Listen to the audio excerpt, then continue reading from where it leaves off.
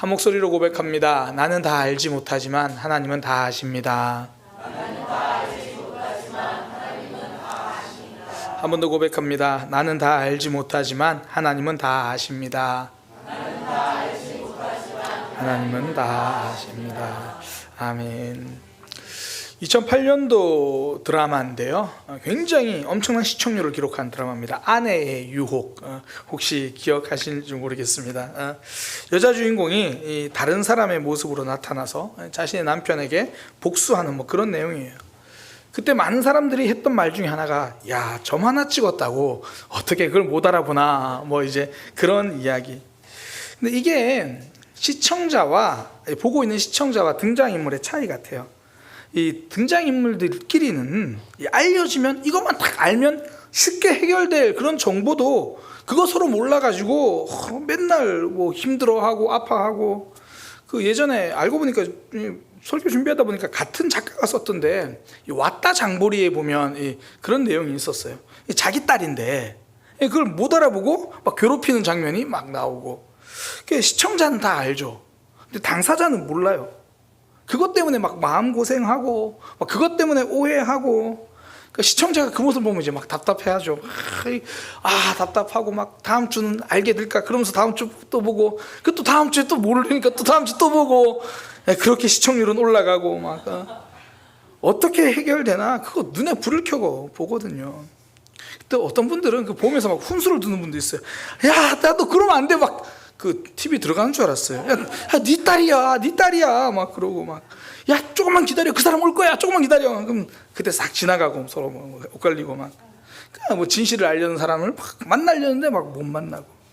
알아야 할 내용 잘 모르니까 고생하고. 근데 이게 드라마 주인공만 그런 게 아니더라고요.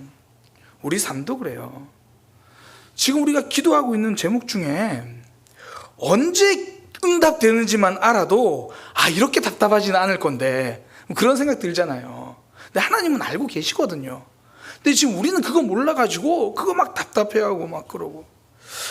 지금 내가 겪고 있는 아픔 가운데 하나님이 도대체 어떤 뜻이 있으실까? 이것만 좀 선명하게 알아도 이게 마음이 좀 덜 힘들 것 같은데 그걸 잘 모르니까 진짜 고구마 먹은 것처럼 답답하고. 그러니까 실제로 우리의 현실이 드라마 주인공만 그런 게 아니라 우리의 현실도 잘 모르겠다라는 거죠. 응답해 주실 거라는 생각은 있어요. 그건 알죠. 그런데 언제 어떻게 응답하실지를 도무지 모르겠다는 거예요.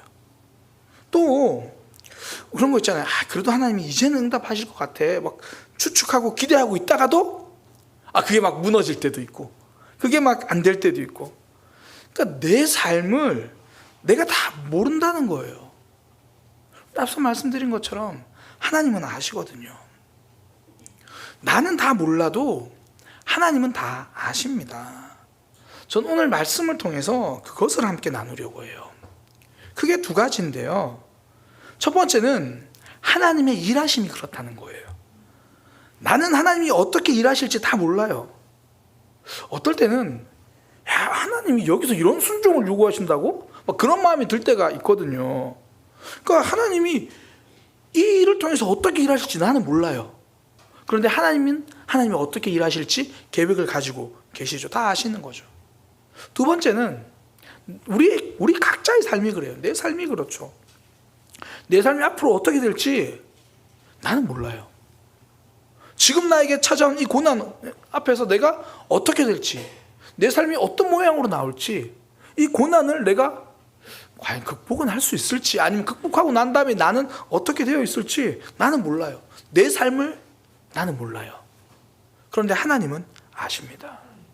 오늘 본문에 그런 모습이 나온다는 거예요. 내가 다 알지 못한 하나님의 일하심, 또 내 삶에 대해서 나는 다 알지 못하는데 하나님은 알고 계시는 것. 그래서 우리는 나는 다 알지 못하는데 하나님은 이미 알고 계시는 그 상황 가운데 우리는 어떤 모습이어야 하는가, 그걸 좀 살펴보려고 하는 거예요. 첫 번째는 나는 하나님이 어떻게 일하실지를 다 알지 못해요. 근데 하나님은 아십니다. 오늘 본문에 보면 예수님이 이제 나귀를 타고 예루살렘으로 들어가시는 내용이에요. 예수님이 나귀를 타고 들어가시니까 사람들이 예수님 만세 외칩니다. 13절에 보면 종려나무 가지를 가지고 맞으러 나가 외치되 호산나 찬송하리로다 주의 이름으로 오시는 이 곧 이스라엘의 왕이시여. 그러니까 종려나무를 가지고 맞으러 나간다. 이거는 우리나라 버전으로 말하면 만세를 외치는 거예요. 만세, 승리의 상징이거든요. 만세 외치는 겁니다. 그리고 이제 호산나, 이게 뜻 자체가 우리를 구원하소서 그런 겁니다. 그러니까 더 이 당시 상황, 사람들의 마음을 대변해서 말한다면 이런 거예요. 우리 좀 건져주세요.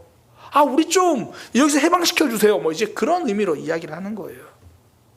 지금 예수님이 예루살렘으로 가시는데 사람들은 만세를 부르고 건져달라고 말해요. 이게 이제 예수님이 로마의 압제에서 건져주실지도 모르겠다라는 그런 기대감 때문이거든요. 그러니까 이게 사람들은 진짜 하나님 뜻을 지금 몰라요.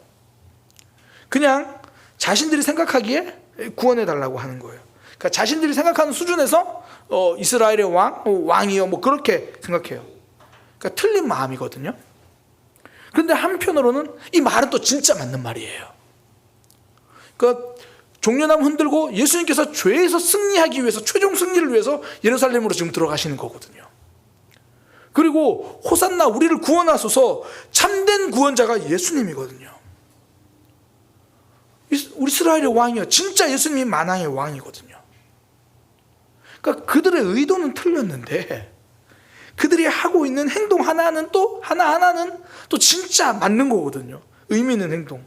그러니까 본인들은 지금 하나님의 뜻을 다 몰라요. 심지어 오늘 본문에 보면 제자들조차도 이게 무슨 일이었는지 이때는 모른대요. 다 몰랐어요. 그런데 그 일을 통해서 하나님이 진짜 보여주시려고 하는 게 뭔지는 드러나는 거예요. 나중에 깨닫는 거죠. 그래. 그때 사람들은 못 모르고 외쳤지만 우리 예수님이 정말 구원자시구나. 부활한 이후에 알게 됐다는 거예요. 그 16절에 제자들은 처음에 이 일을 깨닫지 못하였다가 예수께서 영광을 얻으신 후에야 이것이 예수께 대하여 기록된 것임과 사람들이 예수께 이같이 한 것임을 생각났더라. 난 다 모르고 했는데 하나님은 그 일을 사용하신다는 거예요. 이게 우리의 믿음이 자라는 과정을 보면 그래요. 우리는 지금은 다 모르고 따라갈 때도 있고, 어떻게 보면 다 모르고 끌려가듯이 갈 때도 있어요. 근데 하나님은 그 속에서 일하시거든요.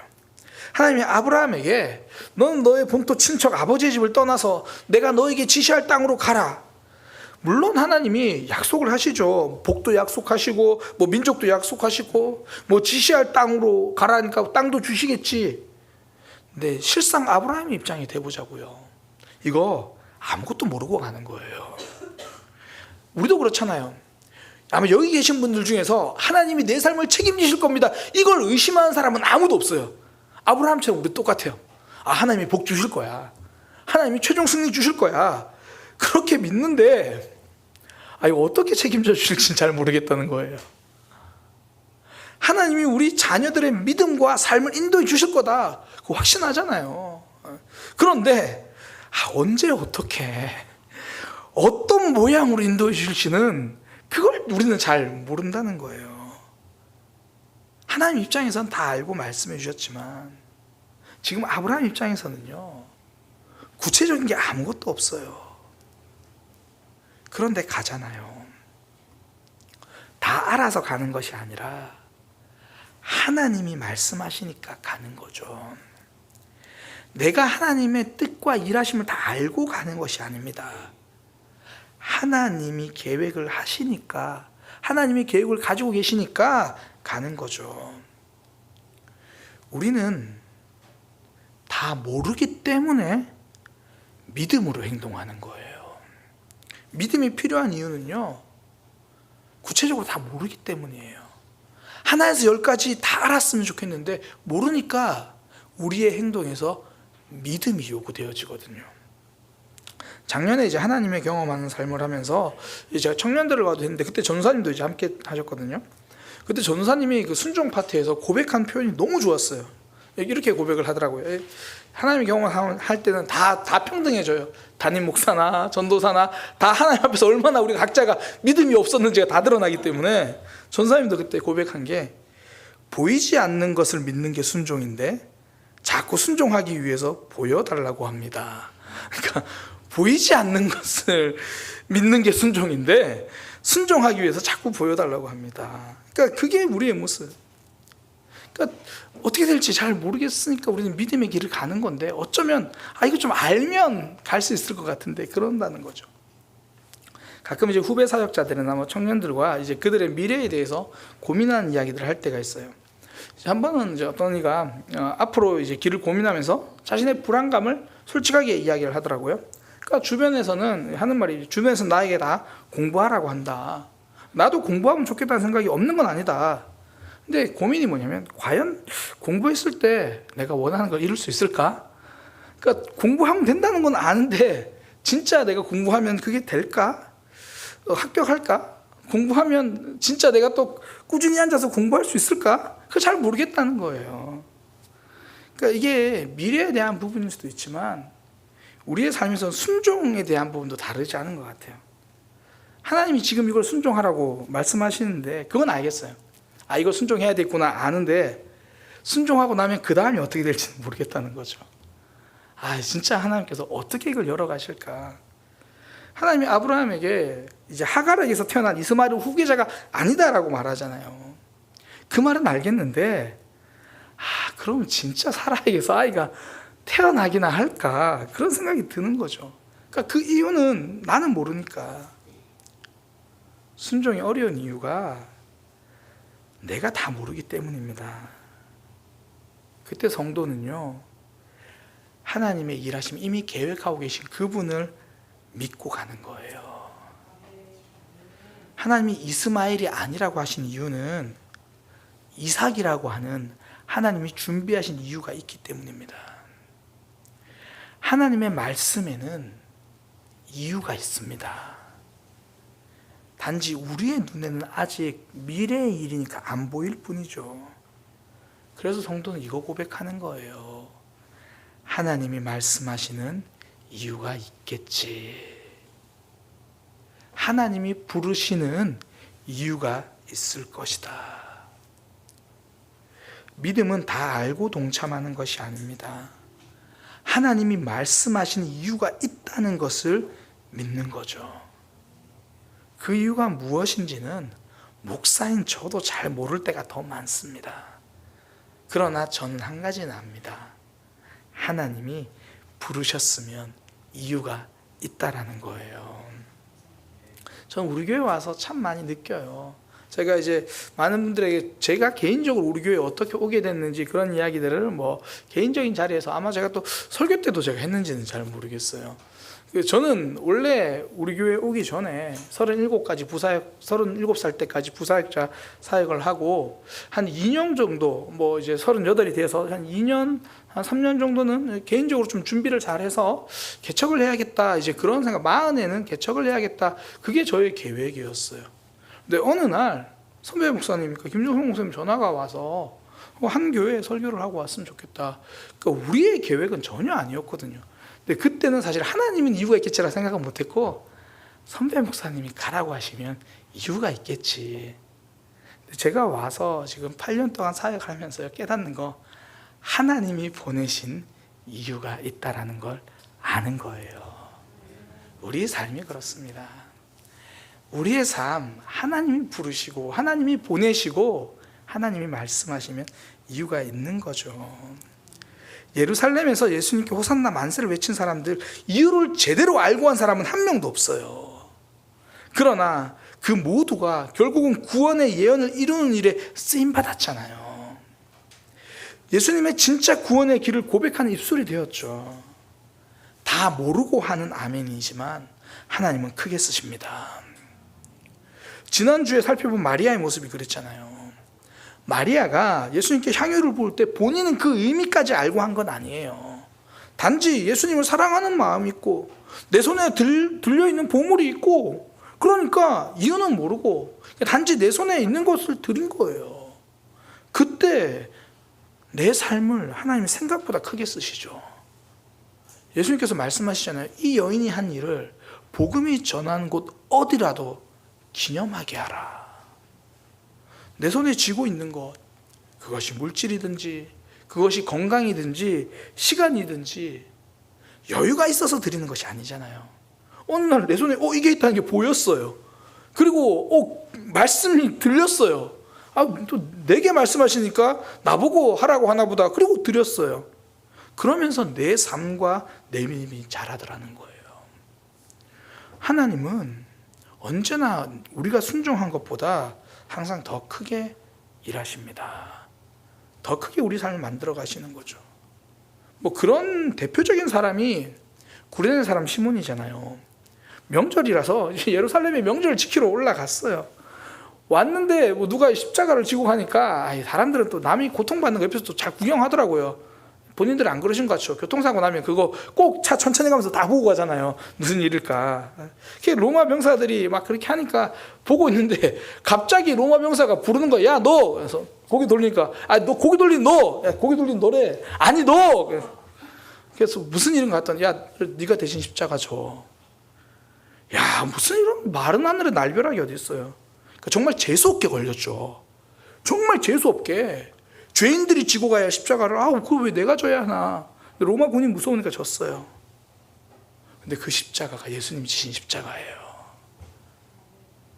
진짜 재수없게 걸렸다고 생각하고 진짜 피하고 싶고 수치스러운 일에 내가 왜 해야 되나 싶은데 나중에 알고 보니까요, 누구라도 줄 서서 번호표 뽑고 동참할 수만 있다면, 십자가 만져볼 수만 있다면 내가 그 자리에 서고 싶었던 그 영광스러운 자리 그냥 시켜서, 종교 지도자들이 시켜서도 아니고 로마 군인이 시켜서 내가 있는 자리에서 그냥 한 것뿐인데 그 영광을 누려요.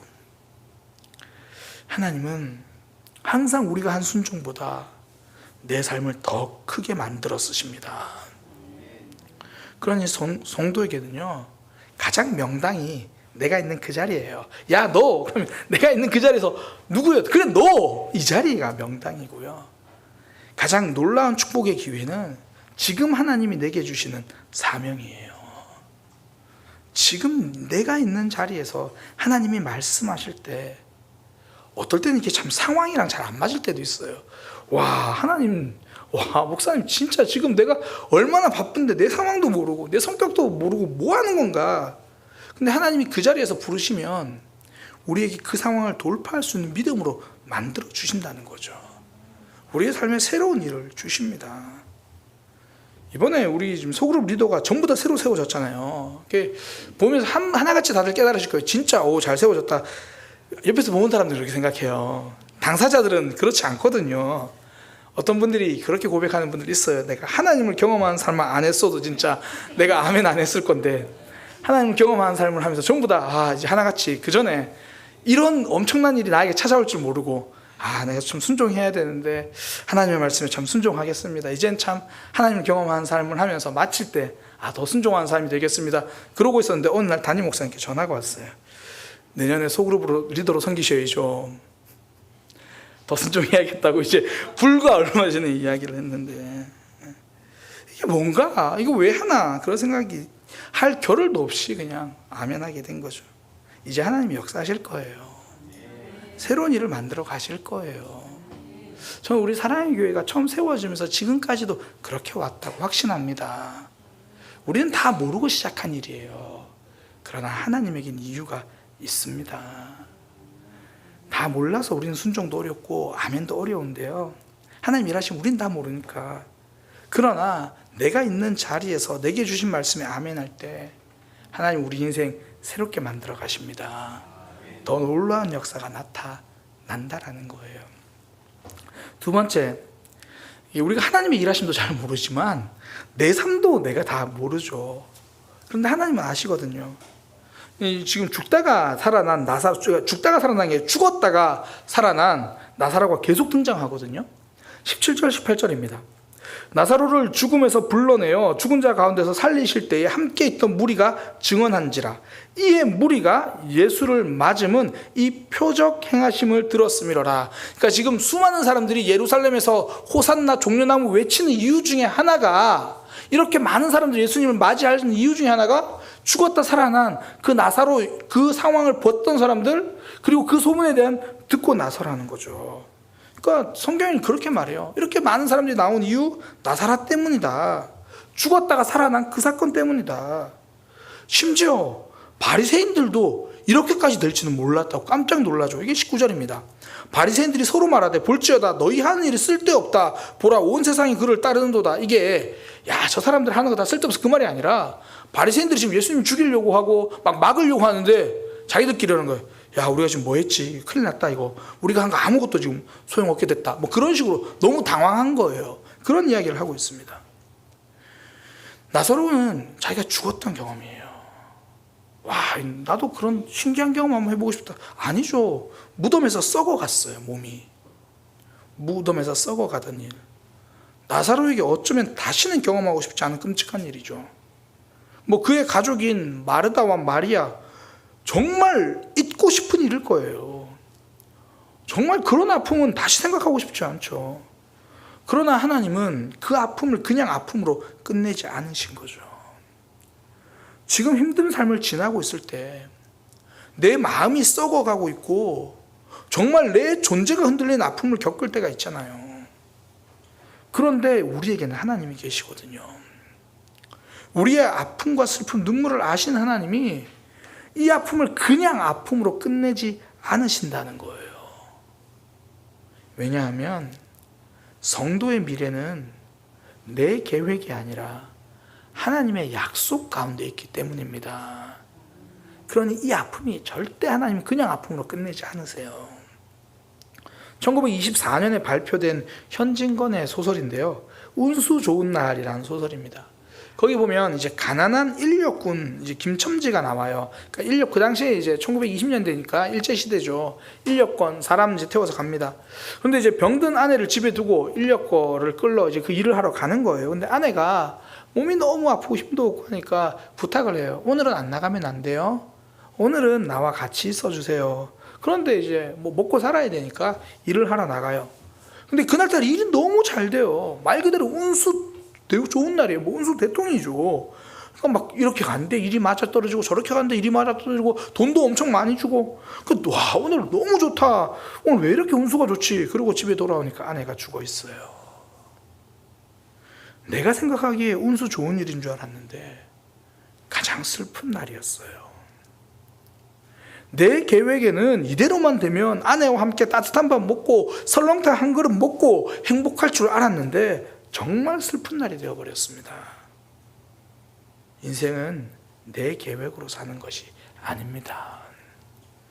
성도의 삶에서 우리가 지금 있는 삶에서 내 계획이 꺾이기도 하고 내가 하려고 한 일이 막 무너지기도 해도 우리가 좌절하지 않는 이유는 우리의 삶은 내 계획이 아니라 하나님의 약속 안에 있다는 것을 믿기 때문이죠. 이스라엘 백성들이 애굽의 노예로 있었잖아요. 그들의 계획은 암담해요. 그러나 하나님의 약속은 준비되어 있습니다.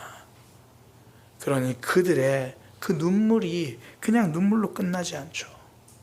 오히려 그 과정에서 애굽의 신이 아니라 하나님만이 참된 여호와 하나님이라는 것을 알고 하나님을 의지하게 돼요. 그 아픔은 바로 왕의 고집과 욕심 때문에 겪은 아픔입니다. 그러나 그 시간조차도 하나님은 믿음의 사건으로 만들어내는 통로가 되게 해주시죠. 지금 우리에게 찾아온 아픔, 하나님은 이걸 통해서도 우리를 믿음의 사람으로 만들어내십니다. 성도의 삶은요, 바로의 계획대로 끌려가는 삶이 아닙니다. 하나님의 약속 안에서 움직이는 삶입니다. 이번에 신방하면서 많은 분들의 삶을 듣고 참 느끼는 게 뭐냐면 역시 하나님의 은혜구나. 그러니까 항상 다음 스텝으로는 하나님이 이끌어 가시더라는 거예요. 근데 그 속에는 눈물도 있고 아픔도 있고, 그런데 그냥 버려진 아픔이 없고 그냥 버려 사라지는 눈물이 없더라는 거예요.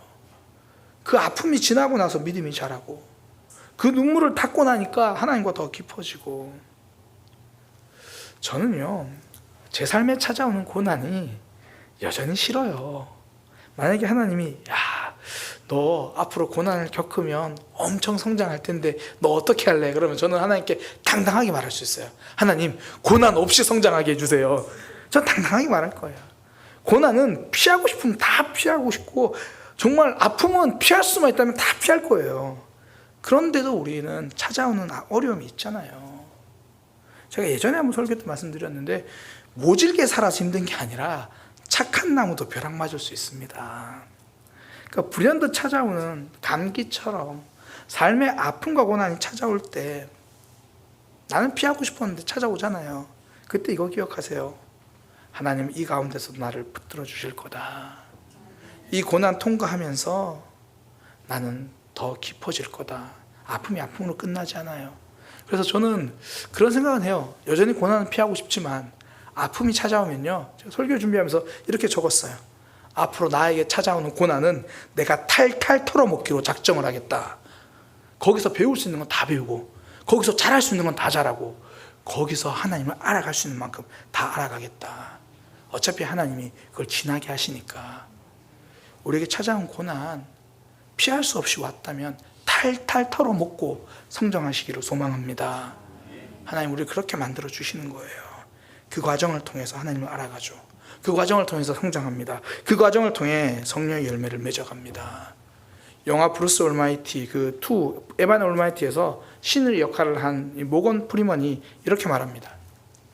신에게 행복을 달라고 한다면 행복을 줄까? 행복할 수 있는 기회를 줄까? 용기를 달라고 한다면 과연 신은 용기를 줄까? 용기를 낼 수 있는 기회를 줄까? 우리의 삶에서 찾아온 아픔이 우리가 성령의 열매를 맺을 수 있는 기회가 될 겁니다. 모든 아픔과 고난 하나님이 일부러 만드신 그런 것이라는 의미가 아니라 그 찾아오는 삶 속에서 하나님 우리를 더 아름답게 빚어 가실 거예요. 내 삶 나는 다 모릅니다. 그러나 하나님은 이미 아시고 준비하고 계시니 이 고난의 시간 우리가 믿음으로 자라고 더 성장하고 아름답게 열매 맺어가는 그런 믿음의 삶 되기를 소망합니다. 나는 다 알지 못하지만 하나님은 다 아십니다. 하나님이 어떻게 일하실지 하나님은 아시니까 지금 내게 주어진 자리, 주신 말씀에 이유를 다 몰라도 그 이유가 하나님께 있다는 것을 알고 아멘하는 저와 여러분이 되기를 소망합니다. 우리의 삶에서 찾아온 아픔에서도 하나님이 이끌어 가실 것을 소망하며 그 고난 속에서도 성장하는 저와 여러분이 되기를 소망합니다. 기도하겠습니다. 하나님, 나는 다 알지 못하지만 하나님은 아십니다. 사람들이 예루살렘으로 입성하는 예수님, 정말 어떤 분인지 다 모르고 외쳤지만 그 일을 통해서 하나님의 일은 이루어집니다. 나사로는 그 죽음의 시간을 지났는데 그가 죽었다 살아난 그 일을 통해 하나님의 나라가 확장되고 하나님의 일하심에 동참하게 됩니다. 우리의 삶, 그냥 버려지는 아픔이 없다는 것을 다시 한번 기억하고 이 아픔 속에서도 결국 우리를 아름답게 완성시켜 가실 하나님을 기대하는 삶이 되게 하여 주옵소서. 예수님의 이름으로 기도드립니다. 아멘.